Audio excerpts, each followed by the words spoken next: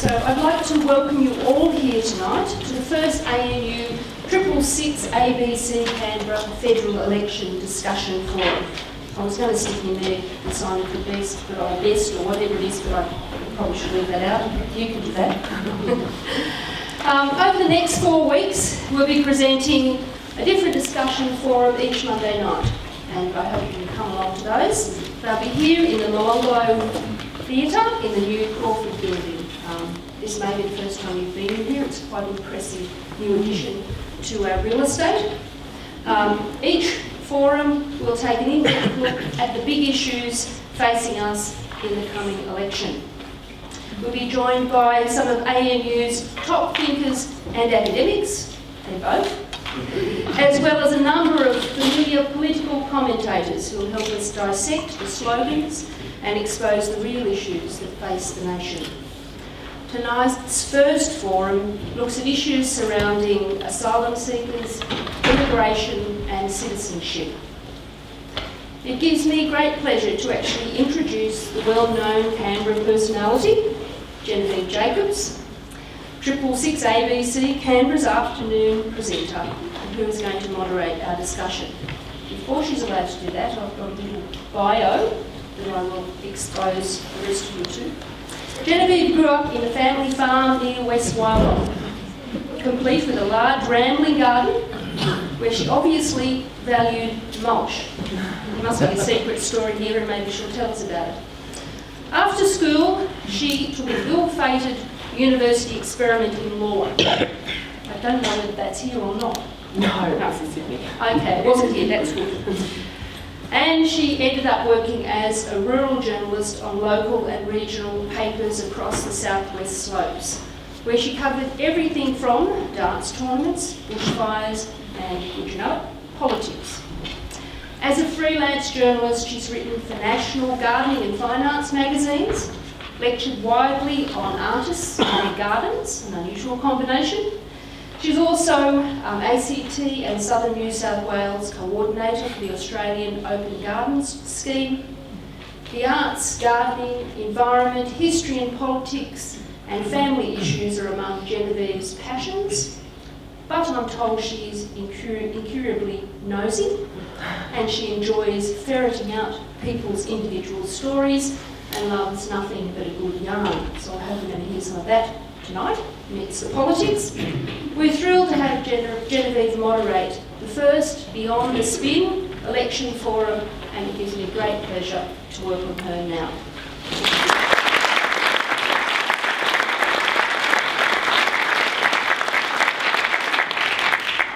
Thank you so much. And the first thing I'm thinking is that I must fix that bio on the 666 website. You'd think I'd done nothing but plant daffodils for the last 15 or 20 years. But look, thank you very much indeed for the introduction and welcome to the first of this series of lectures that are being presented jointly by the ANU and by 666 ABC Canberra as we approach the federal election in just a few weeks' time. And if we are talking big issues, then for my money this is absolutely the one. And as several of the speakers on the panel here tonight know, when we've discussed this on radio in recent weeks, the phone lines just light up instantly when we mention issues concerning immigration, asylum seekers and refugees. For my money, it was probably the only point at which that very genteel debate last night began to show a little bit of life. I think whichever side of the fence you sit on, it's inescapable that immigration, refugees, asylum seekers resonate very deeply indeed with the Australian electorate. So we've assembled together a panel of experts this evening who've tackled the issue personally from all sorts of angles, among them activists, lawyers, academics, even someone who's been on one of those darn boats. On the panel this evening, Kim Huynh, towards the end. Kim teaches refugee politics in the School of Politics and International Relations. He has been on one of those boats when his family fled Vietnam. Sitting next to him, Professor Kim Rubenstein, who's Professor and Director of the Centre for International and Public Law at the ANU College of Law. She's interested in the status of citizens, what that means, and in addition to her scholarly work, she's also appeared several times on citizenship matters in the High Court. Professor Penelope Mathew, who holds the Freilich Foundation Chair here at the ANU. She's got a wide range of experience with the legal issues surrounding immigration and refugee law and has in the past advised the UN High Commissioner for Refugees Regional Office on the Pacific Solution. Dr James Jupp is Adjunct Professor in the Australian Demographic and Social Research Institute with a special interest in ethnic and immigration issues in democratic politics. And on my right, Marianne, Dickie, who's worked with refugees and migrants for almost 20 years. She's been a migration agent, and while working for Democrat Senator Andrew Bartlett, visited every detention centre that was operating at that time, including Nauru, with extensive experience on Senate committees and ministerial submissions. Just before we begin, a few words on how this is all going to operate this evening. I'll be starting the discussion in a moment. We're going to have a panel discussion first and follow with the questions. There are several broad areas that we'll move through, including our international obligations, humanitarian concerns, a perspective on numbers, our immigration needs, processes and citizenship. So please do have faith that we will get to the topic. You'll have plenty of time at the end to ask questions, although there is a really important caveat, and that is that you have to ask a question and not make a statement. If you make a statement, I will cut you down. Be warned. Otherwise, just think of me as Tony Jones in a skirt and we'll all get on famously. If you have a question at the end, we'll have a couple of roving microphones. So when we get to the time for questions, just raise your hand, catch my eye, and we'll try to make sure that those microphones get to you. I think the whole thing will probably take around an hour, maybe a smidgen more, but let's see how we go. I'm sure there is no shortage of opinions in this room. So let's start it off. And James Jupp, I'm going to go to you first. How many refugees arrive each year? How many of those arrive by boat? Well, just to complicate matters, of course, the humanitarian program does not consist only of refugees. The larger part of it consists of people who have relatives in Australia and who come from war-torn areas, and they receive visas, and there's no problem about that. Refugee numbers, actual refugees, are defined as people who come within the province of the United Nations High Commission for Refugees. And that is people who can display a genuine fear of persecution in the country that they come from, have no desire to go back to, and can prove that they have been persecuted, either personally or more like collectively nowadays, because of whole ethnic groups being persecuted. Now that again divides between those who get visas, mainly in cooperation between the Australian government and the United Nations High Commission. They get visas that often, very frequently, been living in camps, either in Africa or Southeast Asia, Southeast Asia, and they again come as permanent residents into Australia, and they are refugees. The third category are the asylum seekers. That is people who come here in two ways. Both those seeking asylum under the United Nations Convention, of which we are a signatory. There are those who come who have been able to get a plane ticket, which means they have a visa and a passport, because the airlines will not issue you with a ticket unless you have an Australian visa. And they are, generally speaking, released into the community while their cases are looked at. And then there's the highly controversial one, really, which is a minority, which is those who, for various reasons, come by boat. And they are, in the present situation, mainly people who have got as far as Indonesia, which is not a signatory, and which is prepared to look after, allow them to stay there, but they don't have any particular rights because they're not signatory. And then they take off from Indonesia. Now, what's been added to those is those taken off directly from Sri Lanka as a result of the war there. So these come by boat, which is a private arrangement with semi-criminal people usually, and they are picked up now a long way off the Australian coast in the vast majority of cases, and initially put on Christmas Island, which of course is an Australian term. So when you talk about refugees, you've got to realise that they're all broken. But the whole humanitarian category is very small. It's only about 13,000 at the present moment, and within those, the asylum seekers are 4,000 or 5,000. So we're talking about a tiny minority within the overall immigrant population. What size is the overall immigrant population? Last year it was permanent settlers were 158,000, which is a very high figure. So 158,000, of whom 3,000 to 5,000 are asylum seekers on an annual basis. Yes. Okay. Penny Mathew, what is a refugee under the law? Well, it's defined in the 1951 Convention relating to the status of refugees as amended by the 1967 Protocol relating to the status of refugees. And under those two treaties, to which Australia is a party, a refugee is a person who is outside their country of origin owing to a well-founded fear of being persecuted for one of 5 reasons: race, religion, nationality, membership of a particular social group or political opinion. So that is the definition of a refugee.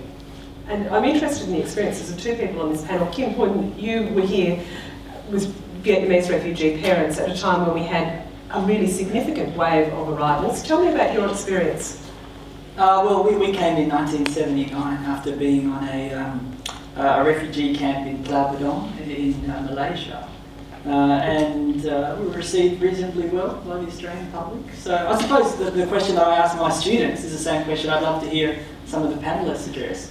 Not so much what's the difference, that's interesting too, but why is it such a big issue? I suppose that's what your initial comments were trying to get to. If the proportion of boat arrivals in particular is so small compared to our overall immigration, why would it animate the Australian discussion? Why would it be a leading topic in the great debate last night, or not so great debate? Well, the political mood, of course, was very different under Malcolm Fraser, wasn't it? And what sort of role did that play in your parents' decisions about this country and how they thought about being accepted here? Well, they were very glad to go, but refugees will always talk this up, won't they? They're very glad to go whoever takes them. So their first choice was not necessarily Australia, but they were certainly happy to come here. Even my dad applied to be a waiter in Turkey while we were on Pulau Bedong for that 7 or 8 months. So he genuinely was happy to go anywhere, but Australia, he was particularly happy to go to Australia. But it wasn't necessarily our destination when we left. Marianne, Dickie, your experience is also interesting here because you spent quite a bit of time working with Bosnian refugees. And if we're talking in terms of where people come from and why they end up here, take me through that story. Well, when the Bosnian War broke out, I volunteered to become part of the community settlement program. At the same time, I was working for the migrant refugee, well, I wasn't migrant, the Rehabilitation Centre for Torture and Trauma in Brisbane, which has disbanded and become a new one since then. So we worked with refugees' families from Bosnia, and we personally sponsored 5 families to come to Australia over the next sort of 5-year period. Were there many refugees from those wars? Yeah. In total, how many? But I'm just comparing that to the Vietnamese experience. It's interesting to think that we've got a situation here where the Vietnamese refugees, as Kim says, were well received. There was a lot worldwide from Bosnia. I mean, I don't know in total how many, but there was, I think, several million worldwide. But Australia took them under the humanitarian program that James was talking about, so they came under that 6,000 quota. How were they received? They were well received, and Australia's, I mean, to answer your question, I've tracked this through because I've been really interested in working in politics. And the mood of Australia, the mood of the public changed with Pauline Hanson, and it changed in '96. And even when she began to announce One Nation's policy on refugees, even then Philip Ruddock thought it was quite an astounding policy. Temporary visas are terrible things, unconscionable. And it was interesting to watch how the government adopted that. And they adopted it when the Kosovo refugees came. When they had to get, initially they weren't going to take in Kosovo refugees, if you remember, and the public said, we want them. You know, there's always people streaming across the border, it looks terrible. So they capitulated, they took the refugees in, and they took them on temporary visas, and that's when it began, the demonisation of refugees and the change to a temporary protection regime. I guess the interesting thing in these experiences is they both take place in the context of wars and conflict, as the current waves of refugees too, but perhaps wars and conflicts with which we felt very engaged as a people. I think we're engaged because it looks, I'm not being horrible, I suppose, but when you watch the former Yugoslavia dissolve, you're watching, a metropolitan country dissolve. You're watching people that you can actually sort of empathise with, and it's not some far-flung place like that, Afghanistan. Wasn't there? Sorry, No, go ahead. No, I was just going to introduce into the discussion, excuse me, some comparative analysis from Europe actually. I've just been doing some work on comparative citizenship policies, and if you place sort of the broader citizenship issues in a similar basket, which we're doing tonight, in a book by Mark Howard on the politics of citizenship in Europe, he analyses the different European countries' approaches to whether they had liberal immigration citizenship policies or not. And in terms of the 15 older European member states, 4 of them had quite strong liberal policies. And he also had a look at the countries that were sort of more recent members of the European Union and those that had started off with restrictive citizenship policies and had actually moved to being more liberal. And he picked up in his analysis that whenever the broader public view was included in the discussion, that there was always restrictive immigration citizenship policies, but when the elites of government negotiated and involved the key participants, stakeholders, you had the more liberal, inclusive policies. Well, the Malcolm Fraser experience, if we can describe it that way. That's right. Yes. So I think it's really about a question of leadership as to how one goes about developing policy that has, of course, fundamental impact on issues to do with inclusion and membership of the community, and has, while it might have at some level an anti-democratic tone to it, has perhaps a broader sort of democratic principle underpinning it that is likely to lead to less sensational politics. Kim Huynh, I was going to ask Marianne, can you recount that situation where there was the fellow who wouldn't get off the bus with his family? It was a family who would actually, yeah, you're right, a family wouldn't get off the bus. They'd been in I can't remember the name of the centre they'd been in. They'd been in one sort of housing facility that had quite good facilities, it had its own bathroom, etc. And his mother was quite elderly. She was either in her late 70s or early 80s, and she was incontinent. And they moved them to the next one, Singleton, and they wouldn't get off the bus because she wasn't going to go into a camp where she had to walk to the toilet later. It was winter, and the toilet was quite a long way away. And I think what people didn't take into account is the trauma of leaving your country, being stuck, in wherever I was, in Estonia, Albania, and then coming to Australia and then having to move again to, it was that sort of trauma. So they wouldn't get off the bus, and there was a whole lot of people who wouldn't get off the bus sort of with them, that were just sick and tired of moving. But it was a stalemate for a while that then blew up, and that would have been the first time you saw the press actually say, these people are ungrateful. yes. It's better here than it was there, and my mother came and she was in Bunagilla and it was worse, and more Bandiana, and all that sort of nonsense that they're ungrateful, and that's when it propelled forward. Well, it brings up an interesting point. Kim Rubenstein, I wanted to ask you this. The notion of citizenship often seems to be at the core of our concerns here, that Australians don't believe that non-citizens deserve our protection. Is that a fair comment? I think it's actually a broader link between citizenship and immigration, and particularly refugees. I mean, I think it goes back to a script really to do with early Australian federation in terms of an underpinning within the sort of the framework of the Australian Constitution that really does distinguish between citizens and non-citizens, or aliens more particularly, and it's really been picked up in different ways throughout Australian history. And I think there is that underlying notion that as non-citizens and non-members, we as a community, or this is the script, have the choice to determine exactly who comes in here, and the whole culture of control of those in power, and that really distorts much broader liberal policies that have a much more inclusive approach to Australia's responsibility in the international environment, and also in terms of human rights principles that go beyond citizenship. I suppose we wouldn't be the only country that does that. I mean, it used to be up till, say, World War I, there was a lot of free movement. There weren't quite the sort of really strict immigration controls that we're now used to. So a lot of countries have gone along this path, and in fact the Refugee Convention is really an exception to that. and it acknowledges that in certain situations people are really disenfranchised. They might have the citizenship in theory of Afghanistan or wherever it is they're coming from, but they've lost it in practice because their rights aren't being protected.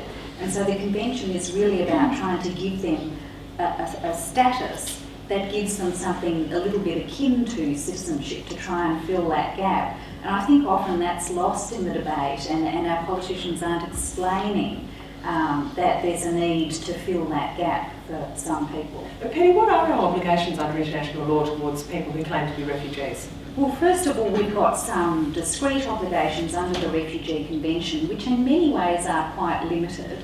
But the cardinal one is that you shouldn't return a person to a place of persecution. And then there are a series of other obligations that you basically get more rights as you become more closely attached to the country. So, for example, once you're given lawful status, you've got the right to work. There's no obligation to grant citizenship under the Refugee Convention. There's an obligation to facilitate naturalisation under the Convention. And then, of course, there are a broad array of general human rights instruments that, of course, also apply to refugees because they're human beings. So right to liberty, right to work under the International Covenant on Economic, Social and Cultural Rights, all of those human rights obligations apply to refugees. And how do the legal obligations that we have under existing international law differ from those of our neighbours? This comes into the recent suggestion about the East Timor solution as opposed to the Nauru solution, if I can put it that way. Well, one of the issues facing people who are fleeing somewhere like Afghanistan is that a lot of countries in the Middle Eastern region are not party to the Refugee Convention. So they're uncertain about whether they're going to be safe or in fact return to a place of persecution.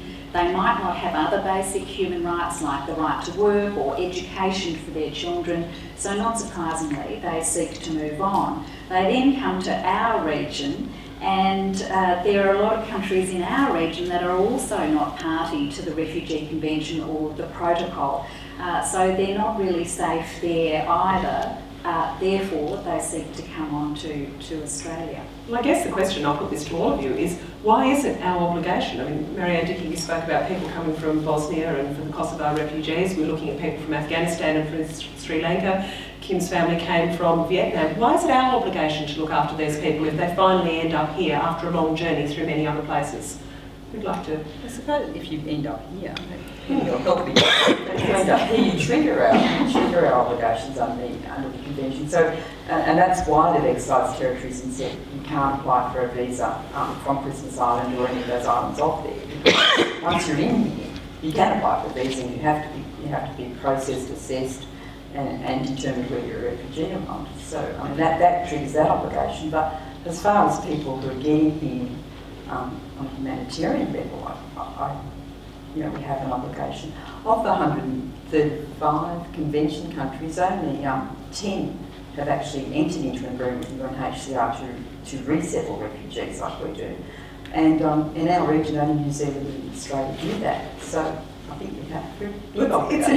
It's an issue of common humanity. Would you say it that way? Fundamentally, it's an ethical and moral obligation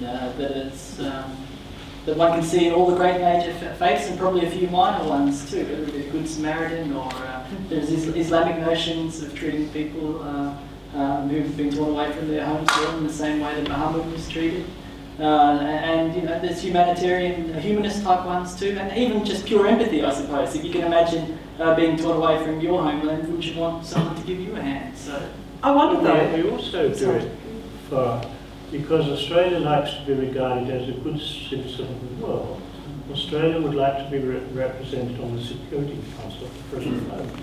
So we have a relationship with the UNHCR, and they have a relationship with us, which to some extent limits them from criticising us, but also means that they will cooperate with us in choosing the sorts of refugees from Africa, for example, that they feel most desperately in need of being moved out of those African camps. So it's partly a matter of international relations as well as morality. But the trouble is that the whole convention is now being seriously criticised, and some people would say it's on the verge of breaking down, but I think that's extreme, because of the vast numbers maybe in Europe coming out of Africa. rather than as much smaller numbers here. UNHCR currently responsible for at least 16 million people. And when Australia only has 22 million, that's a rather frightening figure. They certainly don't all want to come here, they won't. It is, but I mean, I often want to turn that question on its head and say, why does Australia expect Pakistan, for example, to host millions? And my next refugees? question was, is to play the devil's advocate in a sense, if we've got humanitarian obligations, could we not equally well exercise them by resourcing and funding and supporting nations like Pakistan, which have got an enormous burden of refugees? Isn't that perhaps where more of our resources ought to go? Yeah, I mean, we do some good work there already, but obviously we could do more. We could also do more with development assistance. I mean, we're not meeting the targets that the UN has suggested that we meet on that. So there's all sorts of ways we can help refugees. But one way is to accept those who do make it to our shores, because it's really a very tiny percentage of the worldwide refugee population. And if we don't take people, we're basically saying to other countries, don't become party, don't accept obligations. We're not really leading by example. This, I think, was one of the mistakes that Kim Rubenstein made in the relationship with Indonesia. He was really saying to the Indonesians, you look after these people, to which the Indonesian answer is, what have you ever done for us? After all, you took East Timor away from us and stuff. You know, and it really is very cheeky to expect much poorer countries than Australia to carry out these But we do keep on to ask East Timor. I mean, I just have to say something, you know, this is advocates' revenge really, but having been involved in the East Timorese test cases for refugees as an advisor, not as one of the lawyers having to deal with the frustration of running the cases day to day, there was a period, because we recognised Indonesian control, where we said that the East Timorese had both Indonesian citizenship and Portuguese citizenship, so we could ship them all off to Portugal. And now we're turning around and saying to poor little East Timor, but you can take the refugees that we don't want to process on Australia. I would be outraged if I was Timorese. Well, let's talk about some of the solutions that we put up during the last few years. And Marianne, you've been to all the detention centres that we previously had, including the offshore detention centres. What's wrong with halting the boats elsewhere and working out who is genuine and who isn't? Okay, well, the problem's in the detail, and there's two versions that you can look at. There's the Pacific solution, which I would go into great detail of what's wrong there, and there's the Gillard solution, which is just a concept of an offshore processing centre with no detail. And that concept has problems because you have to ask, what are we going to process them? Who's going to process them? That's the first thing. Who's going to process them? The UNHCR processes them. Well, they already do in Indonesia, where a lot of people leave those centres and come here anyway. And their problem is not the processing, the protocols of the UNHCR. The problem is that once they're processed, you have to find someone to take them. So if it's a processing centre, you need then to acknowledge that Australia is going to ultimately take them here anyway. And if she thinks that's going to stop the boat, well then presumably people would still go on a boat, knowing the Navy pick them up and take them to the processing centre, and they might get here faster than sitting in Jakarta or Lombok. I mean, I'm not sure. The difference between the present government's policy and the previous government's policy might seem slight. No, it's not. But it's not. No, it's not. Because they are using Christmas Island is an Australian territory, and also is much more accessible. Nauru is one of the most remote countries in the world, and it was not a signatory of the United Nations Convention at all. Timor is. But Manus Island was a signatory. Manus Island was a signatory. It doesn't make Papua a New difference. Guinea was. Yeah, I mean Manus Island. It doesn't make a difference really. But being a that wasn't signatory. used very much. The difference is the Nauru political was It's a political an message. extreme case, wasn't it? Yes, it was. I mean, it takes 2 hours to fly over nothing to get there. East Timor's got friendlier face than Nauru, as far as I'm concerned, so it appeals to some inner city people. Politicians want to walk on different sides of the street, right? They want to play various strings at various bows. So East Timor speaks to inner city type people because it's got a friendlier face than Nauru, but it's still offshore, so it also says we're going to stop them from coming here, so it appeals to outer suburb type people too. I'm not going to try and unpack that in Canberra terms.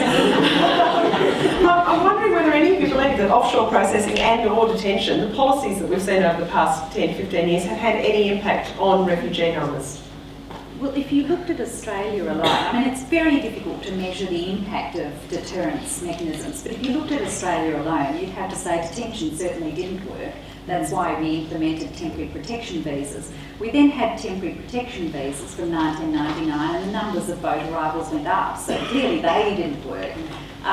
Yes, there was a big drop of boats after Pacific Solution was introduced and some boats were turned round.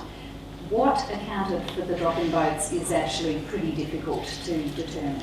So you don't believe that the Pacific Solution was responsible? I think we had a suggestion today on radio that 90% of boats were turned back because of the Pacific Solution. I think it'd be very difficult to say that. I think the crucial things are that after a while the boats started to arrive again. If you look at 2001, it was in fact a peak year over a decade for arrivals of asylum seekers around the world. You had the invasion in Afghanistan, short-term improvement in security. Dreadful message would have been sent with the sinking of Civ X, the suspected illegal entry vessel Unknown, with over 300 people on board, including around 50 children. That would have sent a message to people. Increased anti-people smuggling measures in Indonesia. It's very difficult to say what really had the impact. But I'm not convinced that deterrent mechanisms really work in a utilitarian sense. And I think they're fundamentally immoral. It's immoral to use people who are currently within your jurisdiction as a means of deterring other people from doing things. See, the purpose of the Convention is to assist asylum seekers who ask you for asylum. Yes. It is, the main purpose is not to stop them. All the political, on both sides of politics, have defined the thing as stopping the boats from coming. And that's contrary to the object of being a member of the having signed the document. And there are people saying that morally Australia should withdraw from the whole thing because we have actually breached a whole lot of its provisions, particularly mandatory detention, which was introduced by the Labour government, by the way. I do apologise for my cough. I'm sorry, everyone. I've got a really tickly throat, so if my eyes are watering, just forgive me.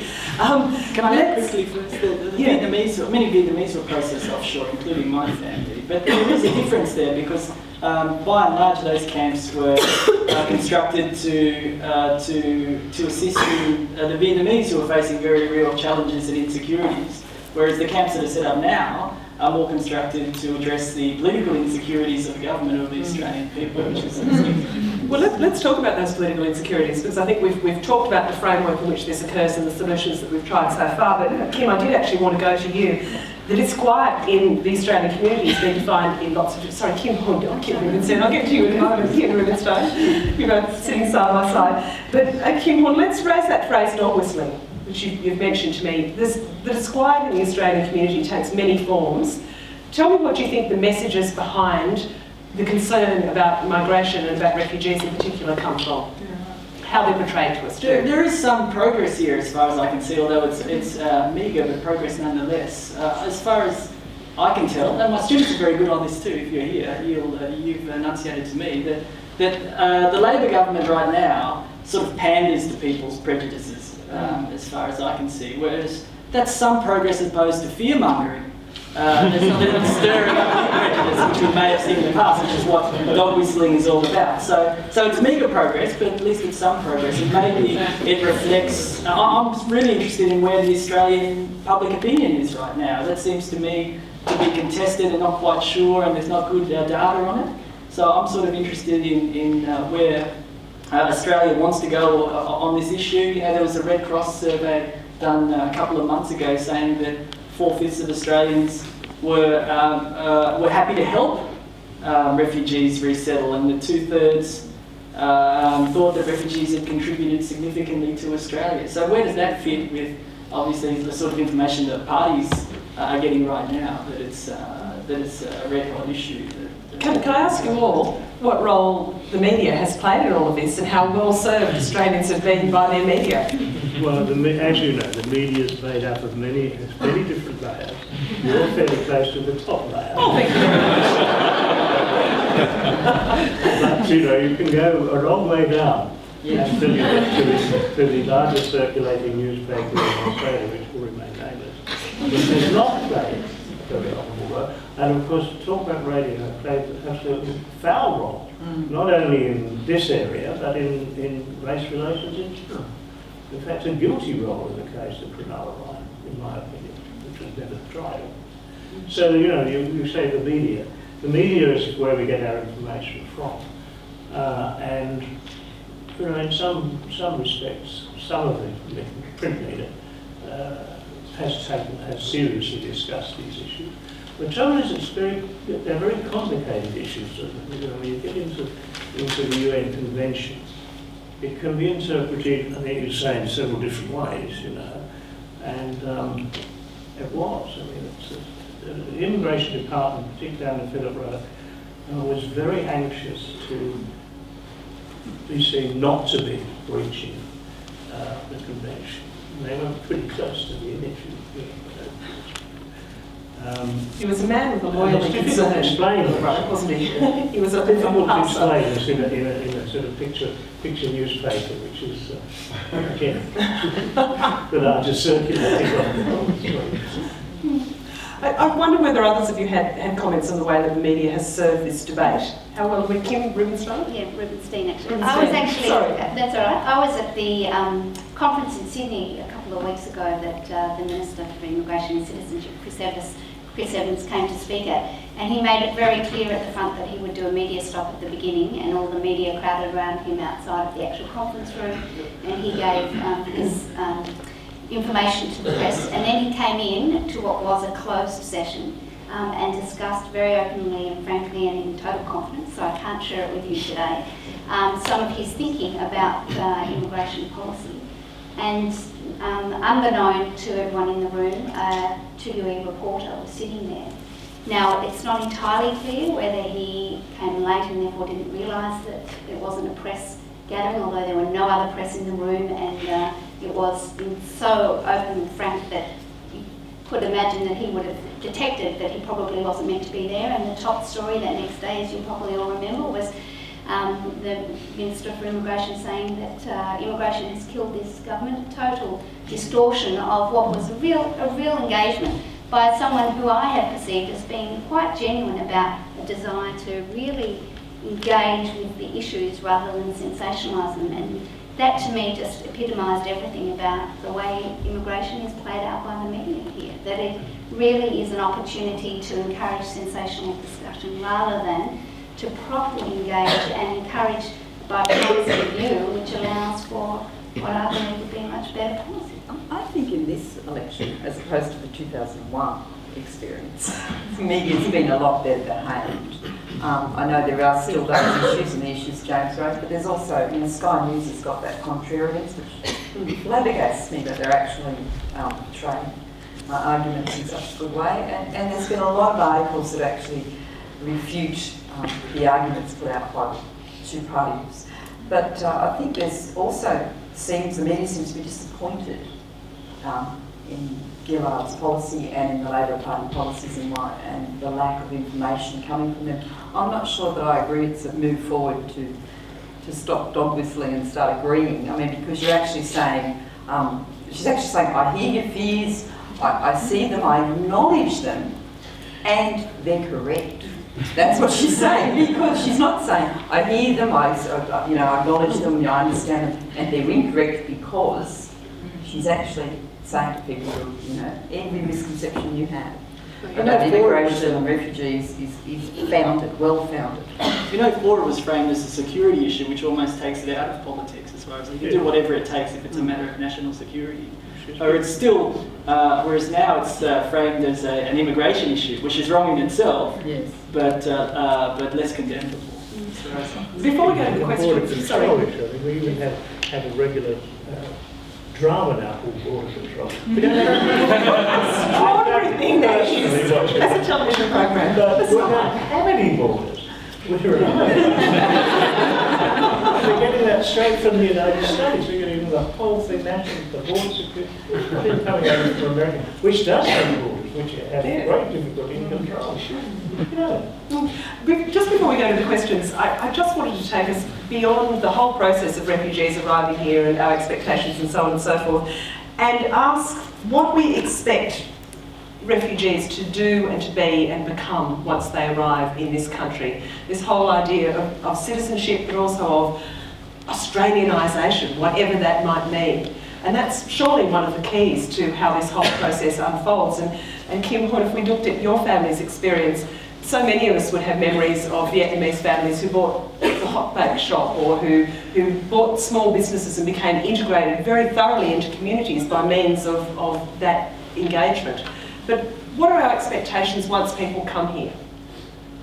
Well, can I start off? Because I think it's really interesting that would be interested to see what others on the panel think in terms of the parallels between the citizenship test debate, which was really what was around the last election, and compared to this refugee issue this time round. So, just before the last election, the Howard government had introduced the new citizenship test, a formal test to require any person who wanted to become an Australian citizen to sit and answer a multiple choice series of questions, and the questions all came from a particular book which set out what it meant to be an Australian citizen. And the Rudd government had promised that it would review that test when it came into office. And as many of you may know, I was on one of the members of the independent committee that reviewed that test, which was driven by a concern, various concerns in terms of the content of the book, but also looking back to your question, Genevieve, the issue about refugees and did this test discriminate in a particular way for refugee communities, and the statistics showed very clearly that it did on various levels. I mean, many refugees, of course, are not even literate in their own language, let alone being able to read a book to then be able to answer questions in English on a computer screen. So, as a result of that independent committee report, the government did adopt significant changes to that test, which... Well, they dropped the any child question, didn't they? Their focus changed to be no more about just questions of trivial pursuit associated with Australia, but rather about issues to do with the pledge that people take when they become Australian citizens, and to make that more meaningful, being civics and citizenship issues. But also significantly, and this has just come into play in the last couple of months, and the current government is not placing any attention on this at all, but there are now significant new education paths for people, specifically refugee community, people who are able to now sit and be taught in language about the principles underpinning citizenship, and to be able to do a series of courses with questions that lead them well to be able to answer the citizenship test. So a much more inclusive and progressive approach to saying, if you're going to come and live here and you commit to being an Australian citizen, we want to encourage you to be full and capable members of the community. Indeed, a lot of the feedback from refugee communities when we went as a committee around seeking information was that they really wanted to learn information about Australia to enable them to become absorbed and full members in the community. So I think to your question about an inclusive framework for both refugees and others who come to live in Australia, there is a really positive, progressive way of being able to do that without marginalising or stereotyping or othering, which seems to underpin It can't be done if you offer refugees temporary visas. Which of course Can be done, and there's still some people that from the room that I personally know very well who are struggling to get over their refugee. They're still on the temporary visa. They're still struggling to turn it into a permanent one. They haven't been able to bring their families here. One young man who we called one of our fourth son is now 25, and he hasn't seen his family since he was 17, and he can't find them, and he can't bring them, and he can't leave. It's still a terrible situation. So you cannot. That's a warning bell. Temporary visas, you won't get people being able to become Australians. Well, perhaps my final question is to Kim Huynh and also to you, Marianne, because your parents, I think, were Hungarian refugees, and Kim, we know your family's experience. How much did it mean to you to your families to become citizens, to become Australians? What was the significance of that? Kim? I'm very hesitant to generalise about my family and all other refugees, but maybe I'll answer that in the previous question in a different way. I've been watching a lot of Roman Polanski films. Roman Polanski was a survivor of the Warsaw Ghetto, and we can demand of refugees what we demand of other people in Australia, but we can expect, I suppose, if there's something distinctive about it, there's good and bad sides. You know, Polanski was really damaged by some of the horrific things that he had to suffer, but because of his displacement also, and it applies to Einstein amongst others, there's incredible resourcefulness and ingenuity and creativity that came out of that. So that's maybe what we can expect, but I'd be hesitant about demanding anything much more than that. Marianne, your parents? My mother was a refugee, not my father. But what can I expect? I can expect. My grandmother came with 8 children, which is remarkably from the war, and they were all, various sizes. And when she died and she had shrunk to this big, we looked at her in the bed and my sister added up that there was 86 descendants from my grandmother, and we all had professional jobs. We were all contributing to Australia. My grandmother's English wasn't wonderful, my grandfather's English wasn't wonderful, but the contribution they made was, it's invaluable. So that's not what you expect, that's what you get. You only have to look at the Genera Boys exhibition at the National Library at the moment to really just be reminded over and over again of the great contributions of refugees to Australian society. And look at the Business Review top 100 and top 500 and ask how many of those were. Yeah, indeed. Okay, look, let's just now throw the floor open to questions, and we will try to get to as many of these as we possibly can. 2 roving microphones. I think the first one up here. Coming from a country that has, in the last few months, sort of spoken about on race lines, I was wondering if any of the panel could possibly address the possibility that the disproportionate Australian reaction to the idea of the small number of refugees has anything to do with the idea of predominantly white Australia becoming less predominantly white. Okay, so the issue of racism there, I think, raises its head. Who'd like to tackle that? We're not allowed to say that there's an element of race in any of this anymore because we're being politically correct if we do. That's what the Prime Minister said to us. Of course there's an element of race in this. And religion. Undoubtedly. And I said at the beginning that I think this is a script that really has run through Australian history in terms of the formation of the Australian Commonwealth, and it really does resonate in different ways, guised in different language, but I think it really is a significant part of the culture of the discussion. You ask yourself how many Europeans have been placed in detention as asylum seekers. I think there was one poll that found in Torres Strait once, entirely from Asia. Cornelia Rao. That's right. It's not to say that there aren't other issues as well. Issues like feeling that there's a lack of control, and especially when some people are so insecure themselves in whether their needs are being met. There's often that sort of temptation to say, oh look, there are these other people coming and they're getting all sorts of things, and I think there are some other complex factors that go along with it, but yes, I think there is an element of race involved in it. The conversation so far has perhaps rightly been mostly about refugees and the 10 or 15,000 per year that come, whereas Dr Jupp mentioned the total that come in is about 158,000, round numbers like a couple of 100,000 per year. My question is, for how long can this continue? Because this will produce, 35, 40 million by the year 2050, and when we get there, will that be just a waypoint, a nautical term, a waypoint on the way to a bigger population? Because many people think that this country cannot stand the present population we have in terms of food. As the Garneau report said, by the mid-century, the Murray-Darling Basin will produce about half what it does, and by the end of the century, it may no longer be a home for agriculture. So what country will be willing to sell us food? James Jupp? Thank you. I know that's very much your question. Well, my attitude is rather different from yours. since the end of the war, the population of Australia has tripled. It's 3 times as large as it was in 1945. It doesn't seem to me, I came here in 1955, so been here a long time. It doesn't seem to me that life here has got worse.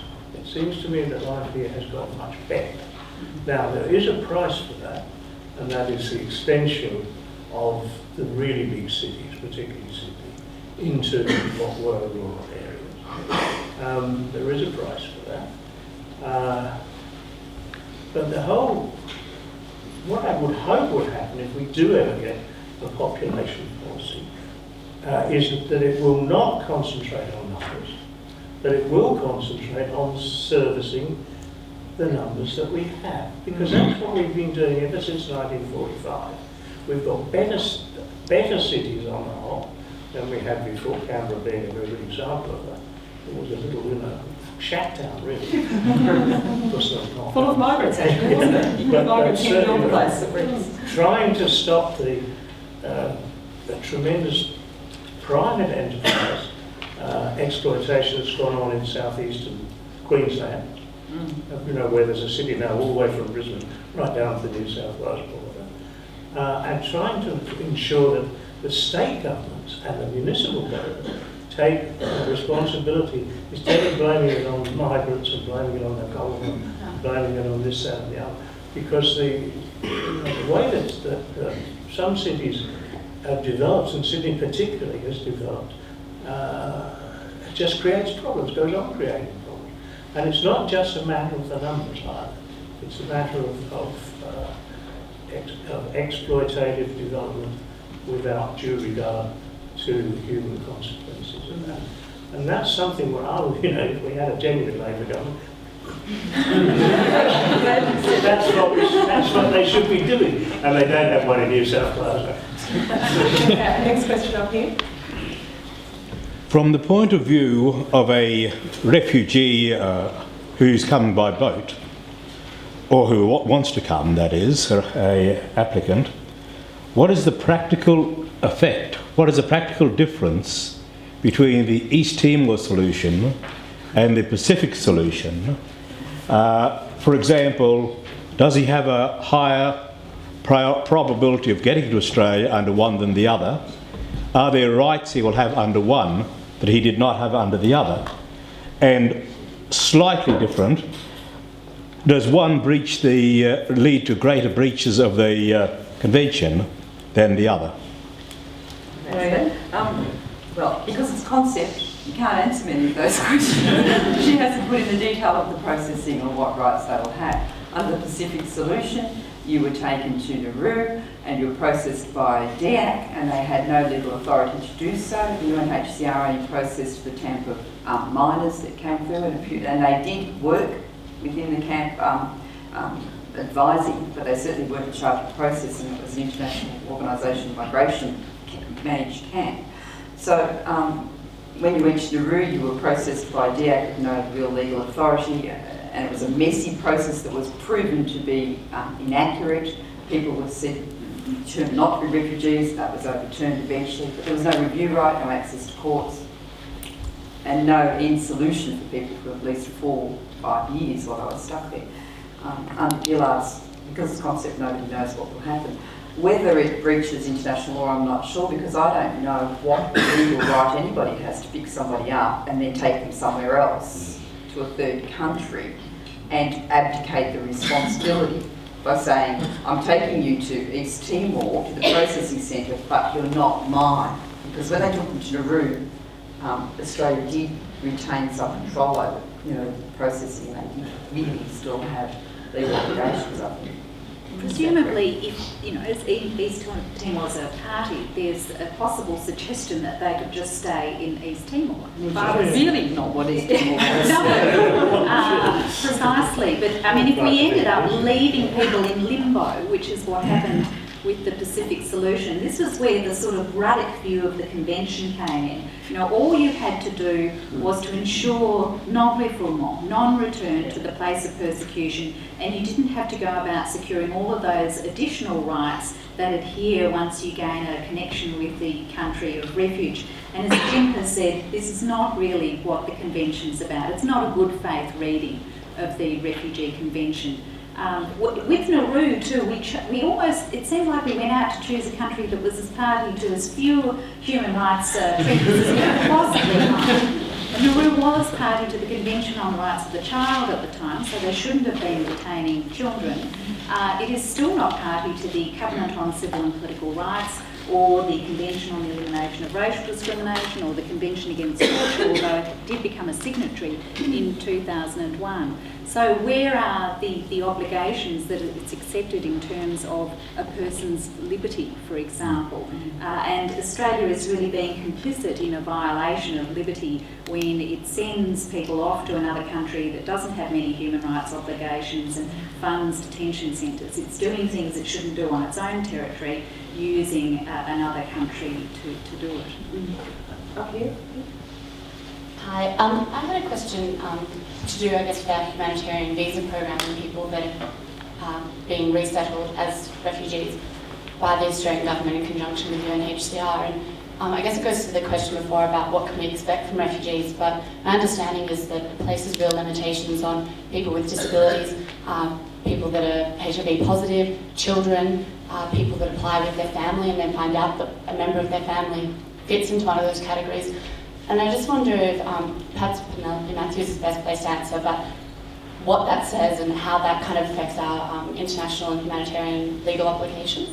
Yeah, I'm not really an expert on the offshore program, but as Jim has made very clear, there is this element of imposing some additional criteria over and above that of being a refugee when we take people from offshore. So we really are ensuring that we think there's a good fit. Because you have to get a visa. Once UNHCR says we have a group of people that want to come, then they fit into a visa category, like everybody else. This is what's from music. Like everyone else does. They fit into a visa category, and the criteria for the visa will have health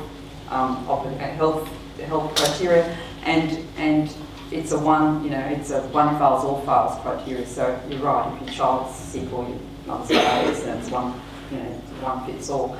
And the same for family reunion. They'll fall into that package once they're here and trying to get people out. On the one hand, you could say, in a sense, when we resettle people from offshore, it goes beyond our strict legal obligations under the 51 Convention and the 67 Protocol. But often, the two categories were certainly played off under the Howard government, the onshore and the offshore, and it was said we were taking the most needy people. But as you said so neatly in that question, often we weren't taking, or we're not taking, the most needy refugees. We used to give quite a lot of preference to Christians, by the way,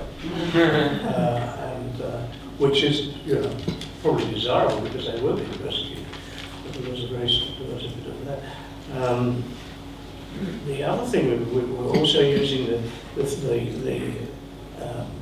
third country argument that they were all right in Indonesia. They had sought refuge there, and therefore they were not entitled to move on. Shopping, as they put to go. So there are all sorts of ways of arguing that the people have lost their rights before they get to Australia. And one of the problems at the present moment is that even when they do get clearance on Christmas Island, ASIO is holding things up. ASIO has powers above those of the Immigration Department. And above those of everybody. Okay, we've got. Who's got the microphone up here? Oh, sorry.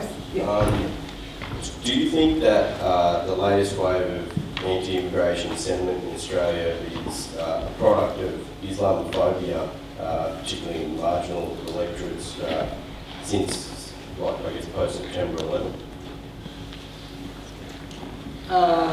Well, look, the polls are mixed on this. And they sort of, they're not always the same question is asked, so it's really difficult to determine public opinion.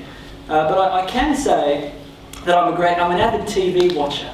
And this is a reasonable methodology, I think. Hugh Mackay often uses TV to assess what Australians were thinking during the Howard years. And he suggests that people watching a lot of home improvement shows, which would suggest that they were looking inwards and they were insecure about the outside world, so were trying to create some order in their lives. For me, there's some continuity there with what TV's on now, but there's also a little bit of difference, which is meagre, but nevertheless significant. So if you want to compare and contrast public opinion and a lot of refugee politics in Australia 5 years ago and today, you can look at someone like Gordon Ramsay and MasterChef. You know, they're still inward-looking to a certain extent, or Gordon Ramsay and Matt Preston. They're still abhorrent in some ways, but MasterChef's a genuinely happier show than Gordon Ramsay's kitchen nightmare. So I'll continue some of my previous statements. There's a lot of similarities there, but there is a slightly different posture and a slightly different attitude as far as I can see in terms of what Australians are watching and how they view asylum seekers and refugees. Just a question, I suppose, for the entire panel. What you thought were maybe the key turning points which have led the boat people to be used as a political tool so much? Like we've mentioned Pauline Hanson and the bus, people not wanting to get off the bus and how that was used. Were there any other events or things that were portrayed that you think have led to where we are now? It was an election. And all the parties do their private party polling, which you don't see, numbers. And that has shown strong, particularly strong feeling in certain parts of Australia. One is the far outer western suburbs of Sydney, which has the two marginal seats of Lindsay and MacArthur. And the other, and I'll get back to that one in a minute, because that's the myth of the western suburbs deserting Labour, which they've never actually done. In those two seats have, but none of the others have. That's been done 3 elections. The other is in Western Australia, and to a lesser extent Queensland. Queensland, of course, was the centre of the Hanson movement of Western Australia. So when you do your private polling and you see that there's an issue there, you advise the politicians accordingly. And their main priority is to win the next election.